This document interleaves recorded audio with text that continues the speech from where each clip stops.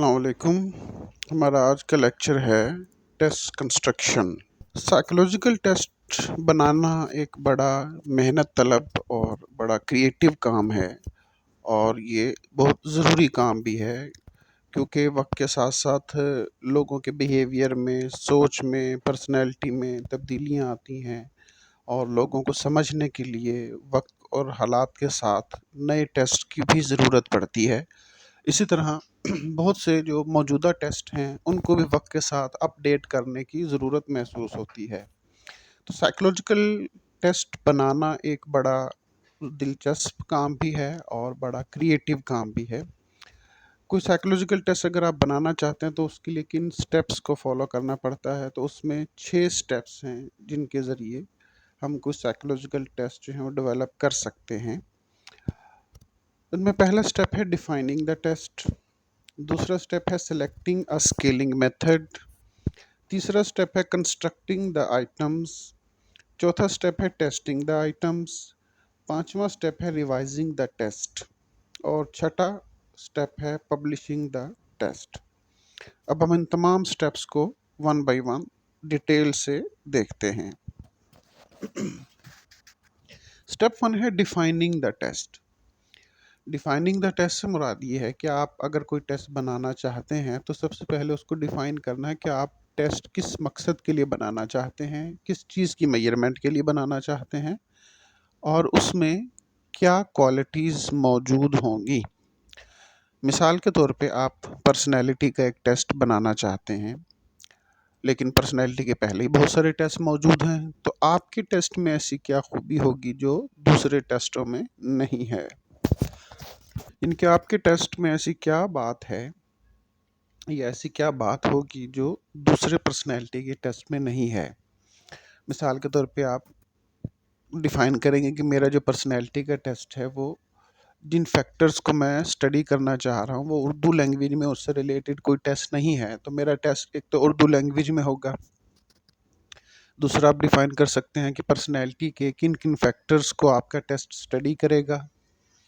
इसी तरह आप ये भी डिफ़ाइन करेंगे कि अगर किसी मिसाल के तौर पे MMPI में 400 क्वेश्चंस हैं, आप कहेंगे जी कि बाकी जो पर्सनैलिटी के टेस्ट हैं उनमें बहुत ज़्यादा क्वेश्चंस हैं, मेरे टेस्ट में कम क्वेश्चंस होंगे। यानी कि अगर MMPI में 400 क्वेश्चंस हैं तो मेरे टेस्ट में 100 या 200 या 150 क्वेश्चंस होंगे। इसी तरह स्कोरिंग या इंटरप्रिटेशन के लिहाज से कि दूसरे जो टेस्ट हैं उनकी स्कोरिंग जो है वो डिफ़िकल्ट है, उनको इंटरप्रेट करना मुश्किल है, उनकी स्कोरिंग में टाइम ज़्यादा लगता है, तो आपका टेस्ट जो है उसकी स्कोरिंग आसान होगी, उसकी इंटरप्रिटेशन आसान होगी। तो ये चीज़ें जो है वो आप डिफ़ाइन करते हैं पहले कि आपका टेस्ट जो है वो किन करैक्टरिस्टिक्स पर मुश्तमिल होगा, उसके अंदर क्या खूबियाँ होंगी और वो दूसरे टेस्टों से किस तरह से मुनफरिद और बेहतर होगा। फिर है सिलेक्टिंग अ स्केलिंग मेथड, स्टेप 2 जो है। साइकोलॉजिकल टेस्ट का बुनियादी मकसद मेजरमेंट करना होता है। हम लोगों की मेजरमेंट और कैटेगराइजेशन करते हैं, जैसे कि हमने पहले लेक्चर में जो कि टेस्ट की डेफिनेशन, टाइप्स और करेक्टरिस्टिक्स का लेक्चर था, उसमें हमने देखा कि साइकोलॉजिकल टेस्ट जो है वो लोगों को स्कोर्स करता है, लोगों के, और कैटेगराइजेशन करता है। लोगों की स्कोरिंग होती है यानी कि नंबरिंग होती है, और उनकी कैटेगराइजेशन होती है नंबरिंग के बारे में। तो ज़ाहिर है नंबरिंग करने के लिए या कैटेगराइजेशन करने के लिए हमें कोई ना कोई स्केल या पैमाना चाहिए होगा जिसको सामने रख कर हम लोगों की स्कोरिंग या कैटेगराइजेशन करेंगे। तो बहुत सारे स्केलिंग मेथड्स जो हैं वो मौजूद हैं जिनको हम एक एक करके देखते हैं। इनमें पहला है नॉमिनल स्केल, दूसरा है ऑर्डिनल स्केल, तीसरा है इंटरवल स्केल, चौथा है रेशो स्केल, पांचवा है लिकर्ट स्केल, और छठा है Guttmann scale. Nominal scale nominal scale उस वक्त इस्तेमाल होता है जब आप लोगों को कैटेगराइज करना चाह रहे हैं, जस्ट सिर्फ आप उनकी कैटेगराइजेशन करना चाहते हैं, जैसे नॉर्मल या एबनॉर्मल या सीवियर, माइल्ड, मॉडरेट। अगर सिम्टम्स के लिहाज से मिसाल के तौर पर क्लिनिकल स्केल, आप डिप्रेशन का या एंग्जाइटी का कोई स्केल इस्तेमाल करते हैं तो आप उसमें पेशेंट को कैटेगराइज कर रहे होते हैं कि इसको जो डिप्रेशन या एंग्जाइटी है वो माइल्ड है, मॉडरेट है या सीवियर है।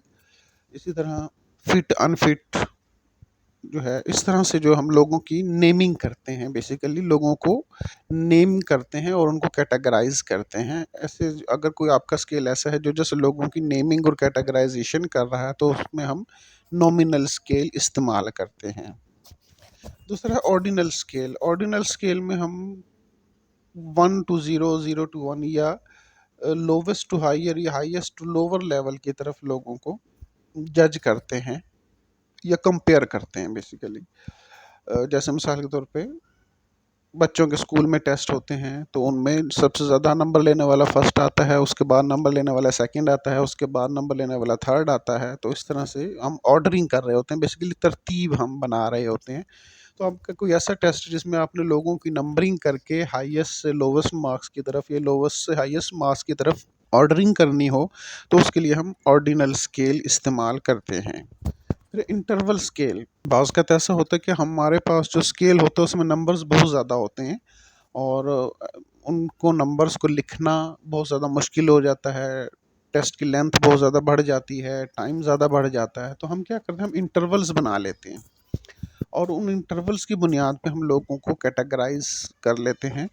मिसाल के तौर पे मेंटल रिटार्डेशन के हवाले से आपको स्टडी करना चाहते हैं, आप लोगों को कैटेगराइज करना चाहते हैं, आपको इंटेलिजेंस का टेस्ट इस्तेमाल करना पड़ता है। अब इंटेलिजेंस का लेवल जो है वो 1 से लेकर जो है वो 120 150 तक भी चला जाता है। अब आप एक टेस्ट के नीचे ऑप्शन 1 से लेकर 150 तक तो नहीं लिख सकते, तो लिहाजा हम इंटरवल्स बना लेते हैं। मिसाल के तौर हम कहते हैं कि 55 to 70 तक के जो मार्क्स होंगे वो माइल्ड मेंटल रिटार्डेशन में आएंगे, और 54 से लेकर 35 तक जो नंबर होंगे वो मॉडरेट मेंटल रिटार्डेशन में आएंगे। 20 से लेकर 34 तक जो मार्क्स होंगे वो सीवियर में आएंगे, और 20 से नीचे जो हैं वो प्रोफाउंड में आ जाएंगे। तो सर हमने इंटरवल बना लिया और हमें पता चल गया कि हाँ जी, जो जिस इंटरवल में आएगा उसकी कैटेगराइजेशन क्या होगी। इसी तरह आप एग्जाम्स में देखते हैं कि 60 to 70 परसेंट, 60 to 70 के दरमियान मार्क्स लेने वालों को जो है वो ए ग्रेड दिया जाता है, और 80 to 90 के दरमियान मार्क्स लेने वालों को ए प्लस ग्रेड दिया जाता है, और 90 to 100 के दरमियान ए प्लस प्लस ग्रेड। या इस तरह से हम इंटरवल्स बना लेते हैं बेसिकली, और हर इंटरवल का हम एक गैप रख देते हैं, और उस गैप में जो शख्स आता है उसके उसके हिसाब से हम उसकी कैटेगराइजेशन कर देते हैं। तो ऐसे स्केल्स को हम इंटरवल स्केल्स कहते हैं। फिर रेशो स्केल। रेशो स्केल और इंटरवल स्केल या ऑर्डिनल स्केल में जो बेसिक फ़र्क है कि रेशो स्केल जो है वो ज़ीरो से स्टार्ट होता है, और ज़ीरो का मतलब होता है एब्सोलूट एब्सेंस, यानी कि किसी चीज़ का वजूद नहीं है। लेकिन साइकोलॉजिकल टेस्टिंग में या साइकोलॉजी में बुनियादी तौर पे रेशो स्केल का इस्तेमाल बहुत कम होता है, क्योंकि हम किसी भी साइकोलॉजिकल करैक्टरिस्टिक के बारे में, किसी भी फ़र्द के बारे में ये नहीं कह सकते कि इसमें करैक्टरिस्टिक्स है ही नहीं, या वो ज़ीरो लेवल पे है। मिसाल के तौर हम किसी के शख्स में को ये नहीं कह सकते कि उसमें पर्सनैलिटी है ही नहीं, या हम किसी शख्स के बारे में ये नहीं कह सकते कि उसमें इंटेलिजेंस है ही नहीं। तो इसलिए रेशो स्केल ज़्यादातर क्लिनिकल स्केल्स में इस्तेमाल किया जाता है कि डिप्रेशन, एंग्जाइटी या ओसीडी या और दीगर स्केल्स हैं कि उनमें हम रेशो स्केल इस्तेमाल करते हैं। हाँ जी, डिप्रेशन की सिम्टम एक फ़र्द में है या नहीं है, एंग्जाइटी की सिम्टम्स किसी फ़र्द में हैं या नहीं हैं। तो उस लिहाज से हम जो है ज़्यादातर रेशो स्केल का इस्तेमाल क्लिनिकल स्केल्स में किया जाता है। नॉर्मल स्केल्स में ज़्यादातर रेशो स्केल का इस्तेमाल नहीं होता। फिर लिकर्ट स्केल। लिकर्ट स्केल ज़्यादातर एटीट्यूड्स की मेजरमेंट के लिए इस्तेमाल किया जाता है। हम जब लोगों के रवैये मापना चाहते हैं या उनका मुताला करना चाहते हैं, तो हम उसमें लोगों की राय लेते हैं कि वो किसी राय से या किसी बात से किस हद तक मुत्तफ़िक हैं या किस हद तक गैर मुत्तफ़िक हैं। ये अमूमन 5 पॉइंट होता स्केल होता है, लेकिन बाज़ का 6 पॉइंट या 7 पॉइंट स्केल्स भी बनाए जाते हैं ज़रूरत के हिसाब से। इसमें स्ट्रॉन्गली एग्री से लेकर स्ट्रॉन्गली डिसएग्री तक के स्टेटमेंट्स होती हैं, जिन पे फ़र्द को कहा जाता है कि आप क्वेश्चन को पढ़ें और उनमें से जिस स्टेटमेंट पे या जिस आंसर पे आपको लगता है कि ये आपके लिहाज से ठीक है, उस पे आप जो है वो राइट कर दें या उसको उसके ऊपर सर्कल लगा दें या उसको सेलेक्ट कर लें। मिसाल के तो हम लीडरशिप के हवाले से कोई क्वेश्चन बनाते हैं या किसी प्रोडक्ट के बारे में लोगों की राय लेते हैं, तो उसमें हम लिकर्ट स्केल का इस्तेमाल जो है वो ज़्यादातर करते हैं। फिर गटमैन स्केल। गटमैन स्केल भी ज़्यादातर एटीट्यूड्स की मेजरमेंट के लिए इस्तेमाल किया जाता है, लेकिन इस स्केल में क्वेश्चंस को या स्टेटमेंट्स को इस तरह से अरेंज किया जाता है कि उनकी सिवियरिटी के लेवल जो है वो माइल्ड से मॉडरेट या सीवियर की तरफ चलता है, यानी कि पहले कम शिद्दत वाली स्टेटमेंट्स, फिर उससे ज़्यादा, फिर उससे ज़्यादा, फिर उससे ज़्यादा। गेटमैन स्केल्स एटीट्यूड्स की मेजरमेंट के लिए भी इस्तेमाल होता है और क्लिनिकल स्केल्स में भी इस्तेमाल होता है। और इसमें ये देखा जाता है कि फ़र्द जिस लेवल पे किसी स्टेटमेंट से एग्री कर रहा है, तो उसका मतलब है कि वो उससे ऊपर वाली स्टेटमेंट्स से भी एग्री कर रहा है। मिसाल के तौर पे यहाँ पे एक डिप्रेशन इन्वेंट्री का एक जो है वो स्टेटमेंट यहाँ पे दी हुई है, जिसमें पहली स्टेटमेंट है, I occasionally feel sad and blue, कि मुझे कभी कभार उदासी और मायूसी महसूस होती है। फिर सेकंड स्टेटमेंट है, आई ऑफन फील सैड और ब्लू, कि मुझे अक्सर उदासी और मायूसी महसूस होती है। फिर थर्ड स्टेटमेंट है, आई फील सैड और blue most of the time, कि मैं हर वक्त उदासी और मायूसी महसूस करता हूँ। फिर फिफ्थ है, I always feel sad and I can not stand it, कि मैं हमेशा ही उदास रहता हूँ और अब ये मेरे लिए नाकाबिले बर्दाश्त हो चुकी है। अब अगर इसमें से एक शख्स इस स्टेटमेंट को तस्लीम करता है कि आई फील सैड और blue most of the time, कि मैं हर वक्त उदास और मायूसी उदास रहता हूँ, तो इसका मतलब है कि वो अक्सर भी उदास रहता है और कभी कभार भी उदास रहता था। यानी कि थर्ड स्टेटमेंट को एक्सेप्ट करने का मतलब है कि वो पहली दो स्टेटमेंट्स के साथ भी एग्री कर रहा है। तो इस तरह से गटमैन स्केल में किसी भी बिहेवियर या किसी भी एटीट्यूड की जो इंटेंसिटी है उसको मेजर किया जाता है। फिर है step three, constructing the items. जब हम टेस्ट को डिफाइन कर लेते हैं, स्केलिंग मेथड सेलेक्ट कर लेते हैं, तो फिर तीसरा स्टेप आता है कि हमारा जो टेस्ट है उसके आइटम्स क्या होंगे। तो उसमें भी हम पहले चार पांच चीज़ों को देखते हैं कि should items content be homogeneous और वेरिड, कि हमारे जो क्वेश्चनर है या जो टेस्ट है उसमें जो क्वेश्चंस होंगे वो एक जैसे होंगे या डिफरेंट होंगे। मिसाल के तौर पे हम एंजाइटी, डिप्रेशन और स्ट्रेस तीनों का एक स्केल डेवलप करना चाहते हैं, जैसे डास का स्केल भी है। आप भी इस तरह का कोई स्केल बनाना चाहते हैं डिप्रेशन, एंजाइटी और स्ट्रेस का। अब अगर आप उसको होमोजीनियस रखेंगे तो आप पहले सारे डिप्रेशन के क्वेश्चंस पूछ लेंगे, फिर आप सारे एंजाइटी के क्वेश्चन पूछ लेंगे, और फिर आप सारे इकट्ठे स्ट्रेस के क्वेश्चन पूछ लेंगे। तो इसको हम कहेंगे ये होमोजीनियस है, कि एक ही चीज़ से रिलेटेड जितने भी क्वेश्चन हैं वो इकट्ठे पूछ लिए गए हैं।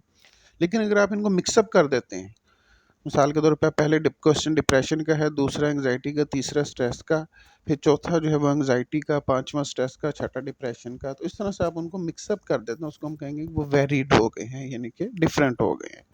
तो हम ये डिसाइड करेंगे कि सबसे पहले कि हमारे जो टेस्ट के क्वेश्चंस हैं वो होमोजीनियस होंगे या वेरिड होंगे। फिर है हमारा जो टेस्ट है उसका डिफ़िकल्टी लेवल क्या होगा, इनके उसमें हमने क्वेश्चंस की वोकेबलरी कितनी हाई रखनी है, या उसमें अगर कोई ऐसा टेस्ट है जिसमें कोई टास्क परफॉर्म करना है, कोई मैथ के क्वेश्चन मिसाल के तौर पे परफॉर्म करवाने हैं, इंटेलिजेंस को मैयर करने के लिए, या कोई जनरल नॉलेज के क्वेश्चंस पूछने हैं, तो उनका डिफ़िकल्टी लेवल क्या होगा वो हम डिसाइड करेंगे। हम बच्चों के लिए बना रहे हैं तो उसमें किस किस्म का डिफ़िकल्टी लेवल होगा, हम बड़ों के लिए बना रहे हैं तो उसमें किस किस्म का डिफ़िकल्टी लेवल होगा, हम पढ़े लिखे लोगों के लिए टेस्ट बना रहे हैं तो उसमें डिफ़िकल्टी लेवल क्या होगा, हम कम पढ़े लिखे लोगों के लिए क्वेश्चन बना रहे हैं तो उसमें किसका किस्म का डिफ़िकल्टी लेवल होगा, वो हम डिसाइड करेंगे। फिर है how many initial items should be construct, के इब्तदाई तौर पे हमें टेस्ट के कितने क्वेश्चंस बनाने चाहिए। अमूमन मैक्सिमम क्वेश्चन जो हैं वो बनाए जाते हैं। मिसाल के तौर पे आप चाहते हैं कि आपका जो टेस्ट है वो 50 क्वेश्चंस पर मुश्तमिल हो, लेकिन स्टार्ट में आप 50 की बजाय 100, 150, 200 जितने भी क्वेश्चन पॉसिबल हो सकते हैं वो तमाम के तमाम बनाते हैं। लेकिन वो भी आप पहले डिसाइड कर लेते हैं कि मैं 100 क्वेश्चंस बनाऊंगा और 100 में से मैं 50 सेलेक्ट करूंगा, या मैं 150 या 200 क्वेश्चंस हम बनाएंगे और उसके बाद उसमें से 50 क्वेश्चंस जो है वो हम सेलेक्ट करेंगे। फिर which cognitive process and item domain should be tapped, कि मेंटल एबिलिटी जिन लोगों की मैयर करनी है हमने, जिन लोगों के लिए टेस्ट बनाना, उनकी मेंटल एबिलिटीज़ क्या होनी चाहिए, उनका थिंकिंग पैटर्न क्या है, उनका एज क्या है, उस एज के लिहाज से उनका मेंटल लेवल क्या है, तो उस मेंटल लेवल के हिसाब से हम क्वेश्चंस बनाते हैं। फिर what kind of test item should be used, कि किस किस्म के आइटम्स इस्तेमाल हों, मल्टीपल चॉइस क्वेश्चंस हों, लॉन्ग क्वेश्चंस हों, शॉर्ट क्वेश्चंस हों, किस किस्म के क्वेश्चंस हों, ये हम डिसाइड करते हैं। फिर table of specification. Table of specification से मुराद होती है कि ज़ाहिर है टेस्टिंग एक बहुत ज़्यादा मेंटल एफर्ट वाला काम है, बहुत सारे टास्क आपको करने पड़ते हैं, तो कुछ चीज़ें मिस होने का अंदेशा भी होता है, कुछ आगे पीछे हो जाने का अंदेशा भी होता है, तो गलती का एहतमाल जो है वो रहता है। तो इस चीज़ से बचने के लिए हम एक टेबल बना लेते हैं, जिसमें हमने जैसे पीछे जो हमने क्वेश्चंस देखे हैं उनको हम टेबल वाइज जो है वो बना लेते हैं, और ताकि एक चीज़ जो है वो हर हर चीज़ हमें याद रहे और हम उसके हिसाब से उसको टिक करते जाएंगे। हाँ जी, ये काम हो गया है, ये रह गया है, ये काम इतना कंप्लीट हुआ है, इतना रह गया है, ताकि उसमें हम स्टेप बाय स्टेप चलते रहें और कहीं कोई चीज़ मिस होने या किसी गलती के होने का चांस जो है वो कम हो जाए। आम ज़िंदगी में इसकी मिसाल हम ऐसे ले सकते हैं कि आप बाज़ार जाते हैं, बहुत सारी चीज़ें ख़रीदनी हो तो आप लिस्ट बना लेते हैं कि हाँ जी, ये भी लेनी है, ये भी लेनी है, ये भी लेनी है, और फिर बाज़ार में आप जाके उस लिस्ट के हिसाब से चीज़ें ख़रीद लेते हैं। इस तरह से आप कोई चीज़ भूलते नहीं हैं, कोई चीज़ रह नहीं जाती और तमाम चीज़ें आप जो है आराम से ख़रीद लाते हैं। तो बिल्कुल इसी तरह टेबल ऑफ स्पेसिफिकेशन भी एक ऐसा टेबल होता है जिसमें टेस्ट डेवलपर जो है वो उन तमाम टास्क्स को लिख लेता है जो उसने करने होते हैं, और वो उसके हिसाब से फिर चलता है। वो स्टेप बाय स्टेप देखते हैं कि हाँ जी, पहले स्टेप में मैंने क्या करना है, दूसरे स्टेप में मैंने क्या करना है, तीसरे स्टेप में मैंने कौन कौन से काम करने हैं, और वो उस हिसाब से वो टेस्ट की कंस्ट्रक्शन को लेकर चलता है। आइटम फॉर्मेट, इसके बाद स्टेप आ जाता है आइटम्स का फॉर्मेट क्या होगा, यानी कि आपका जो टेस्ट है उसमें किस किस्म की क्वेश्चन होंगे। अमूमन अगर आप ग्रुप टेस्ट बना रहे हैं, ऐसा टेस्ट जो एट ए टाइम बहुत सारे लोगों पे स्टडी हो सकता है, अप्लाई हो सकता है, और ऐसा टेस्ट जिसमें कॉन्सेप्चुअल नॉलेज आप स्टडी करना चाहते हैं, इनकी ज़्यादा डिटेल्ड नहीं, कॉन्सेप्चुअल नॉलेज आप देखना चाहते हैं, हाँ जी, एक चीज़ के बारे में फ़र्द को पता है या नहीं पता, तो उसके लिए जो है वो मल्टीपल चॉइस क्वेश्चन जो है वो ज़्यादा बेहतर रहते हैं। जैसे मिसाल के तौर पे आप पीपीएससी की एग्ज़ाम देते हैं तो वो मल्टीपल चॉइस क्वेश्चंस होते हैं, उसमें पता चल जाता है कि हाँ जी, किसी शख्स के कॉन्सेप्ट कितने क्लियर हैं, उससे चीज़ों के बारे में बेसिक इन्फॉर्मेशन कितनी है। तो जो शख्स या जो लोग अच्छे नंबर ले लेते हैं उनको फिर वो इंटरव्यू के लिए बुला लेते हैं, और वहाँ पे डिटेल से फिर उनको स्टडी देखा जाता है या उनको परखा जाता है कि हाँ जी, जो उनकी कॉन्सेप्चुअल नॉलेज है वो किस हद तक बेहतर है या किस हद तक डीप है। तो इसी तरह मल्टीपल चॉइस क्वेश्चंस भी जो हैं वो बेसिकली फ़र्द की कॉन्सेप्चुअल नॉलेज को स्टडी करने के लिए इस्तेमाल किए जाते हैं। लेकिन इसमें इनका एक फ़ायदा बल्कि ये है कि एक तो इसमें टाइम कम लगता है, एट अ टाइम बहुत सारे लोगों पे अप्लाई हो जाते हैं, और इनकी स्कोरिंग आसान होती है, स्क्रीनिंग आसान होती है। लेकिन दूसरी तरफ इनका नुकसान ये है कि बहुत सारे लोग तुक्के लगा कर भी पास हो सकते हैं। बहुत सारे लोग, आपने देखा होगा पीपीएससी में बहुत सारे लोग कहते हैं जी कि मेरा टेस्ट अच्छा नहीं हुआ, जब वो टेस्ट देकर आते हैं और वो कहते हैं मैंने तो बस तुक्के लगाए हैं, मैंने सिर्फ अंदाजे से सारा पेपर किया है, लेकिन जब रिजल्ट आता है तो पता चलता है कि वो तो मेरिट में टॉप पे आए हुए हैं। तो इस तरह के चंद एक जो कह लें कि इसमें गलती का एहतमाल जो है वो होता है, या एक शख्स जो है वो तुक्के लगा के भी उसमें बाज़ का पास हो सकता है। मैचिंग क्वेश्चंस, अगर आप बच्चों के लिए कोई क्वेश्चनर बना रहे हैं जिसमें आप बच्चों का नॉलेज चेक करना चाहते हैं, तो उसके लिए मैचिंग क्वेश्चन जो हैं वो ज़्यादा बेहतर हैं। कि मैचिंग क्वेश्चंस में आप बेसिकली एक दो कॉलम्स में वर्ड्स लिख देते हैं, एक में वर्ड दूसरी तरफ उसका मीनिंग या उसका आंसर होता है, और बच्चों कहते हैं कि पेंसिल से सही वर्ड को लाइन लगाकर सही आंसर के साथ टच करें। इस तरह के बच्चों के लिए इंटरेस्टिंग होता है, लाइनें लगाना, तस्वीरें बनाना बच्चों को पसंद होता है। लेकिन इसमें फिर एक गलती का एहतमाल ये होता है कि अगर एक क्वेश्चन का आंसर आपका गलत हो गया है तो दूसरा ऑटोमेटिकली गलत हो जाएगा, यानी कि एक गलत जवाब की वजह से आपके दो गलतियां जो हैं वो इसमें हो जाती हैं, ये इसका एक ड्रॉबैक है। फिर इंडिविजुअली एडमिनिस्ट्रेड टेस्ट, अगर आप कोई ऐसा टेस्ट बना रहे हैं जो कि इंडिविजुअल यानी कि एट अ टाइम एक फ़र्द के ऊपर अप्लाई हो, तो उसके लिए शॉर्ट आंसर ऑब्जेक्टिव टेस्ट जो है वो ज़्यादा बेहतर रहता है, कि उसमें आप फ़र्द से क्वेश्चन पूछते हैं और उसके लिए थोड़ी सी उसको स्पेस देते हैं जवाब देने के लिए। जैसे थीमेटिक परसेप्शन टेस्ट है, या rotors in complete sentence blank है, कि उसमें आप क्वेश्चन के बाद जो है वो थोड़ी सी स्पेस होती है जिसमें फ़र्द अपना कोई ना कोई जो पर्सपेक्टिव है वो बयान कर सकता है। लेकिन ऐसे क्वेश्चंस में रिलायबिलिटी और वैलिडिटी का प्रॉब्लम होता है, और स्कोरिंग का प्रॉपर जो है वो कोई स्टैंडर्ड सिस्टम नहीं होता है। जैसे कि जितने भी प्रोजेक्टिव टेस्ट हैं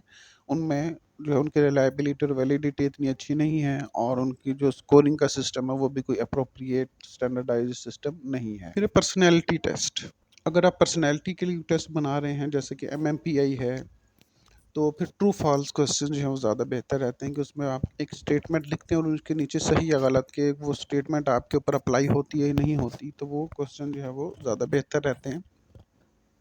उनकी स्कोरिंग भी आसान होती है, लेकिन बाज़ का तो ऐसा होता है कि लोग एम्बिवेलेंट होते हैं या उनको सही और गलत के दरमियान उनके जो है वो कन्फ्यूजन होती है।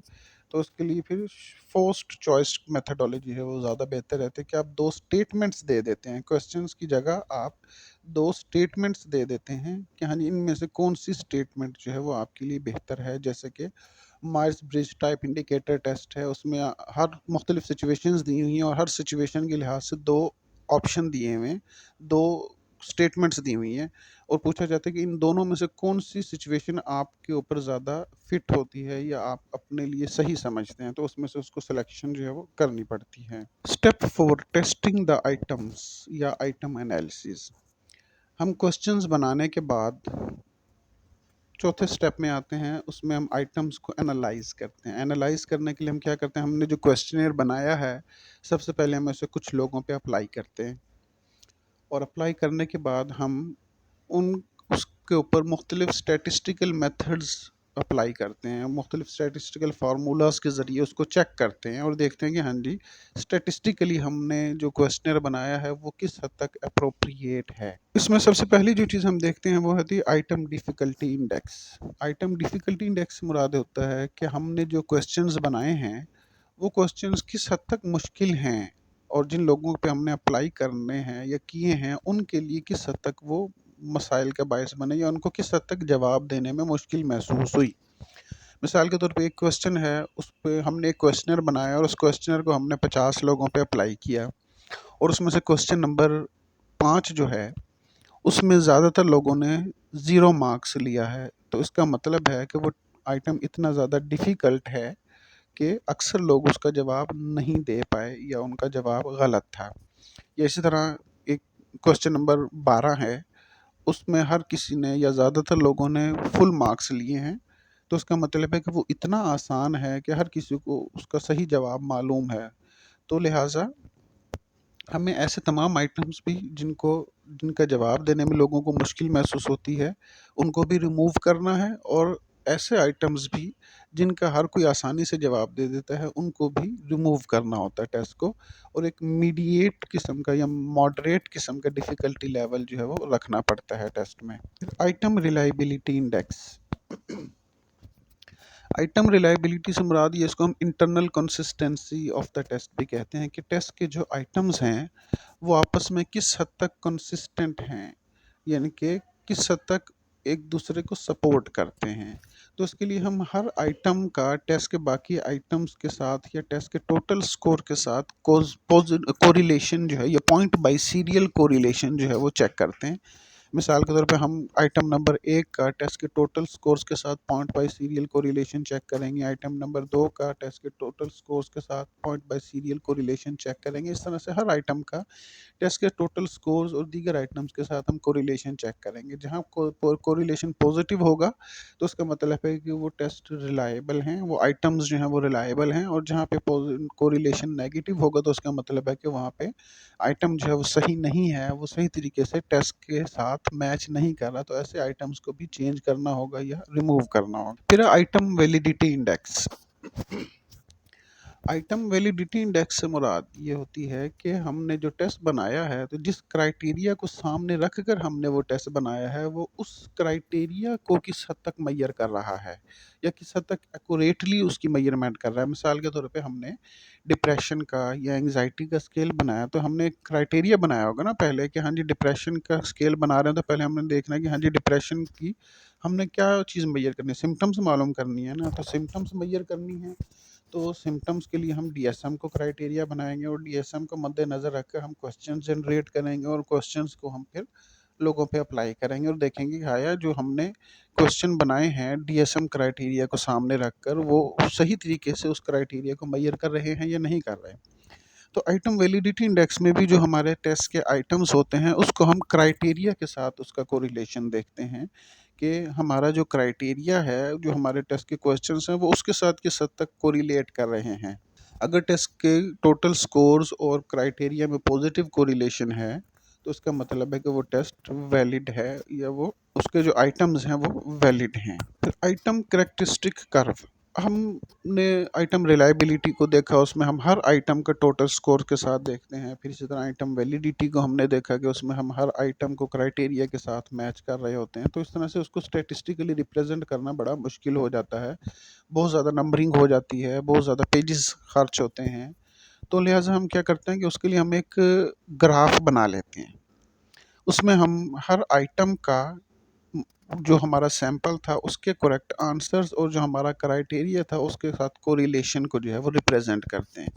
इस तरह से ग्राफिकल रिप्रेजेंटेशन में चीज़ों को समझना आसान हो जाता है, एक्सप्लेन करना आसान हो जाता है और समझाना आसान हो जाता है। तो उसके लिए हम आइटम करेक्टरिस्टिक कर्व बनाते हैं। फिर आइटम डिस्क्रिमिनेशन इंडेक्स, जो साइकोलॉजिकल टेस्टिंग का एक बुनियादी मकसद लोगों को डिस्क्रिमिनेट करना भी होता है, यानी कि लोगों को उनकी क्वालिटीज़ की बुनियाद पे डिफरेंशिएट करना कि हाँ जी, ये क्वालिटी जो है वो इस फ़र्द में ज़्यादा है, इसमें कम है। मिसाल के तौर पे डिप्रेशन के स्केल की हम एग्जांपल ले लेते हैं कि हम कहते हैं कि एक शख्स में हम डिप्रेशन के स्केल को 2-3 लोगों पे अप्लाई करते हैं। हम कहते हैं कि इस शख्स में डिप्रेशन ज़्यादा है, सीवियर है, फलां शख्स में डिप्रेशन मॉडरेट लेवल की है, फलां में कम है और फलां को नहीं है। यानी कि हम उसको बेसिकली डिफरेंशिएट कर रहे हैं ना, तफरीक कर रहे हैं उनके दरमियान कि हाँ जी, किस में डिप्रेशन किस लेवल की है। तो हमारे जो टेस्ट जो भी हम बनाते हैं उसमें हमने ये चीज़ भी देखनी है कि हमारे टेस्ट में लोगों को जिस चीज़ की हम मेजरमेंट कर रहे हैं उसमें डिफरेंशिएट करने की एबिलिटी जो है वो कितनी है। अगर टेस्ट बहुत अच्छे तरीके से लोगों को डिफरेंशिएट कर रहा है तो ये अच्छी चीज़ है और ये ज़रूरी है। अगर वो सही तरीके से डिफरेंशिएट नहीं कर पा रहा तो उसका मतलब है कि हमें टेस्ट को रिवाइज़ करने की ज़रूरत है। तो आइटम डिस्क्रिमिनेशन इंडेक्स के लिए एक फार्मूला है जिसको D is equal to U minus L over N कहते हैं। डी से मुराद डिस्क्रिमिनेशन इंडेक्स, यू से मुराद अपर लिमिट यानी कि हाईएस्ट मार्क्स लेने वाले लोग, एल से मुराद लोवेस्ट मार्क्स लेने वाले लोग और एन से मुराद टोटल नंबर ऑफ रिस्पोंडेंट्स। मिसाल के तौर पे हमने 50 लोगों पे क्वेश्चनर अप्लाई किया, उसमें से 20 लोगों ने हाईएस्ट मार्क्स लिए, 10 लोगों ने लोवेस्ट मार्क्स लिए और 20 लोग जो हम मॉडरेट लेवल पे रहे। तो हमने जो हाईएस्ट मार्क्स लेने वाले लोग होंगे उनको और जो लोवेस्ट मार्क्स लेने वाले लोग होंगे उनकी क्वांटिटी को टोटल जो हमारा सैंपल साइज है उस पर डिवाइड करेंगे। तो उससे हमें हर आइटम का जो है वो डिस्क्रिमिनेशन इंडेक्स सामने आ जाएगा कि वो किस हद तक लोगों को डिफरेंशिएट कर रहा है या डिस्क्रिमिनेट कर रहा है। फिर रिप्राइज द बेस्ट आइटम्स, ये सारा प्रोसीजर अप्लाई करने के बाद कुछ आइटम्स को हम निकाल देंगे, कुछ का हम सीक्वेंस चेंज करेंगे, कुछ की हम वोकेबलरी चेंज करेंगे। जो क्वेश्चन बहुत ज़्यादा आसान थे उन्हें थोड़ा डिफ़िकल्ट करेंगे, जो बहुत ज़्यादा डिफ़िकल्ट थे उन्हें थोड़ा सा आसान करेंगे, जो आइटम्स गैर ज़रूरी महसूस हुए उनको निकाल देंगे। तो इस तरह से हमारे पास एक टेस्ट जो है वो बन जाएगा जिसमें जो कि हमारे स्टैटिस्टिकल एनालिसिस के बाद जो बेस्ट आइटम थे, जो कि टेस्ट के लिहाज से बेहतरीन रिजल्ट्स जिनके सामने है, उनको हम इकट्ठा कर लेते हैं। तो उसको हम रिप्राइज या बेस्ट आइटम्स कहते हैं।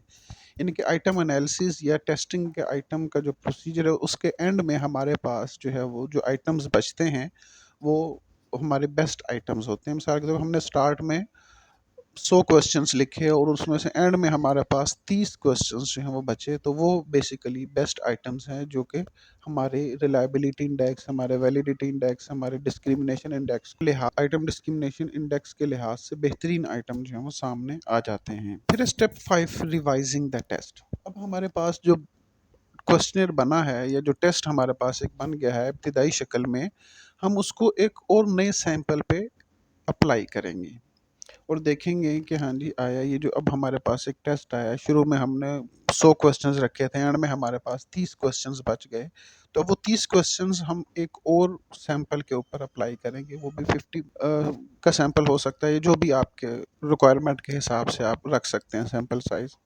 और उसके फिर जो रिजल्ट्स हैं उस पे हम दोबारा से आइटम एनालिसिस का प्रोसीजर करेंगे, और उसको हम ने जो पिछला सैंपल था उसके साथ कंपेयर करेंगे। इसमें क्रॉस वैलिडेशन कहा जाती है। क्रॉस वैलिडेशन से मुराद है original regression equation in a new sample to determine whether the test predicts the criterion as well as it did in the original sample. यानी कि हमने पहले एक सैंपल पे टेस्ट अप्लाई किया, उस पे आइटम एनालिसिस का प्रोसीजर किया, और उसमें से बेस्ट आइटम हमने निकाले। फिर हमने एक नया सैंपल लिया, और उस नए सैंपल के ऊपर हमने वो टेस्ट दोबारा अप्लाई किया। फिर उन दोनों सैंपल्स को हम कंपेयर करेंगे और देखेंगे कि आया जो नया टेस्ट हमारे पास बना है वो पुराने सैंपल के साथ जो उसका क्राइटेरिया है, उसकी आइटम रिलायबिलिटी है, आइटम वैलिडिटी है, उसका डिस्क्रिमिनेशन इंडेक्स है, उसके साथ किस हद तक कोरिलेट कर रहा है।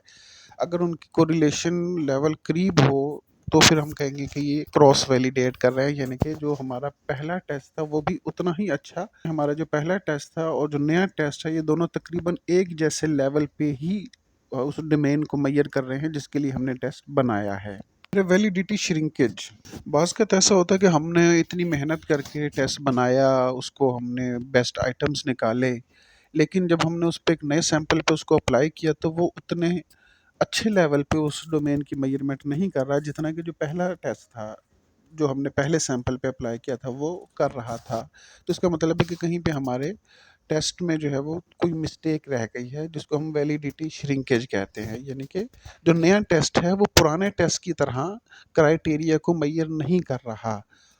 जो पुराना टेस्ट था वो अच्छे तरीके से क्राइटेरिया को मैयर कर रहा था, लेकिन जो नया टेस्ट हमारे पास बना है, आइटम्स को निकालने के बाद, वो आइटम्स के सीक्वेंस चेंज करने के बाद, आइटम्स की डिफ़िकल्टी लेवल चेंज करने के बाद, तो वो उतना अच्छे तरीके से वो मेजरमेंट नहीं कर पा रहा, वैलिड नहीं रहा जितना कि पुराना टेस्ट था। तो ऐसी कंडीशन को हम कहेंगे वैलिडिटी श्रिंकेज, और इसमें हम फिर दोबारा से टेस्ट को रिवाइज करेंगे, आइटम्स को रिवाइज करेंगे, और उनको हम चेंज करेंगे या उनका रिमूव करेंगे, कुछ आइटम्स को चेंज करेंगे। फिर फीडबैक फ्रॉम द एग्जामिनीज, कि हम जिन लोगों के लिए टेस्ट बना रहे हैं, जिन लोगों पे हम टेस्ट अप्लाई करना है, उनका फीडबैक लेना भी ज़रूरी है कि आया उनके लिए टेस्ट किस हद तक सूटेबल था।